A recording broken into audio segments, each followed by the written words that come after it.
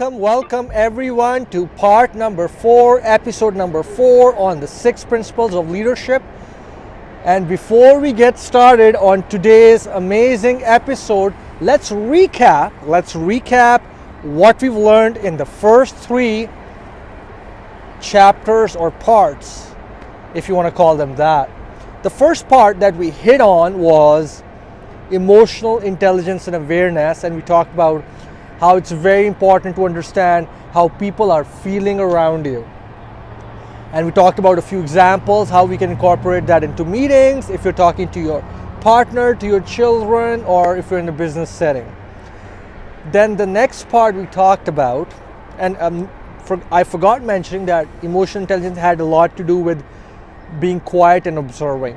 Then the second part we talked about was positivity, optimism, and how if you want to be a leader or if you are a leader already, how being positive will attract tons of people to you, and they would want you to be part of your community, part of your team, because you're somebody who's happy. Because of you're happy, you're creating positive emotions amongst other people as well. And that was the power of optimism. And in our last video that you watched at the Pyramids of Canada, trust me, there are pyramids on this northern land as well, we talked about confidence and decision making and how these 2 qualities will place you right up on the ladder of leadership because of who you become, because you're leading people, you're confident, you know where everything is going and people are following you and you're making decisions for people. Well, all of that is amazing, and I'm sure you've got a lot of benefit out of it, and thanks for all your comments and suggestions and your questions. I'm learning a lot from it myself too, and everybody in our team is learning. But today we're going to talk about something that you can really leverage and make use of. And that thing, you hear it talking, you hear it listening from everybody, from your employer, from your boss, girlfriends, wives, spouses say it a lot. And you'll hear it everywhere in business world as well. That is the power of communication. Communication, you'll hear it everywhere. Why is communication so important? Because communication actually establishes the bridge between yourself and the other people you're talking to. You're trying to get something out of them, you're trying to do something for them. Whatever you're trying to do for anybody or get someone or influence someone, you need to communicate. And communication has, I feel, and it's everybody, a lot of people around me has felt the same way, and I've observed it a lot. I'm sure you've observed it too, but we're just discussing about it today, is that communication has a lot to do with understanding what people around you perceive. For instance, you can actually plan maybe a trip to go to like mountains or to a beautiful national park, and you go to this park and then you come back to work, right? Or you come back to work, or you come back to your family and you talk about, hey, I went to this amazing park, we had such a good time.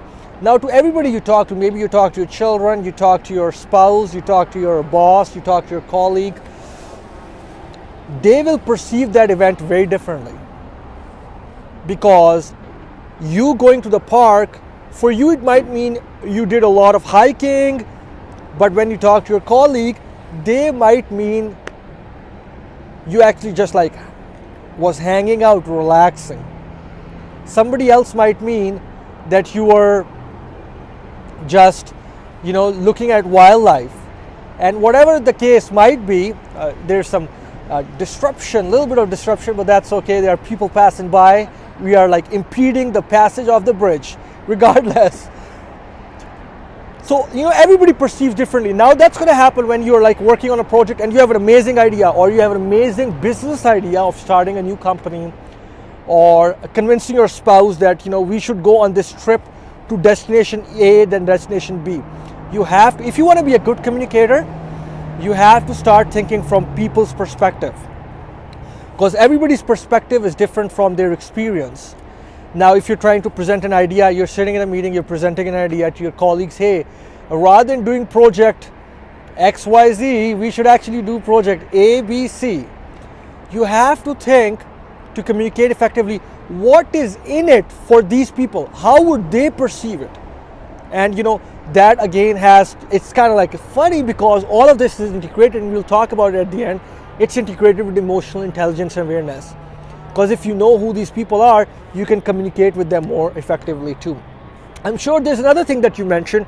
I mean, it's the age of digital world, and you've seen email come into your inbox, you've sent emails. What emails are you always, or what text messages are you always more willing to respond to or feel more at ease communicating? Which are short and to the point. And that's another thing that you can really benefit from your communication skills if you make your communication very concise, to the point, articulate. Because you must have seen a lot of people when they're communicating over emails and text messages, they're mostly talking about how they're feeling. For instance, if there's a problem, they're more talking about how they're feeling rather than what the solution is and what the issue is and what does it have to do with you. So next time you're writing an email to get something done, or you're communicating maybe in your house to change something, please take a moment. Please take a moment to sit and analyze what the other person has it in this communication for them. How would they benefit? So put the other person's perspective first whenever you're trying to convince someone, persuade someone, communicate an idea to someone.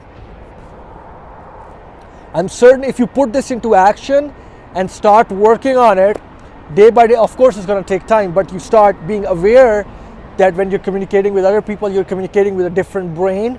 It's not your body, it's not your brain, it's somebody else. That's going to help you tons and tons and tons, and get you tons of promotion, get you a lot of success in business, and help you establish a very cordial environment in your home. So this brings us to the end of the fourth important pillar of leadership, which is communication. Now, if you're watching this on Facebook, please leave your comments, suggestions below in the comment section, or if you used it and you have some examples to share, please share it with us so everybody in the team or everybody in the group can benefit. If you're watching this on YouTube, please hit the red subscribe button below, leave your comments. I look forward to talking to you and learning more about how you benefited in your life. So until next time, until next week, we will bring you the last two chapters and parts of leadership, and from there on we're going to start an amazing show. Have a great time, enjoy your day, and make the best use of your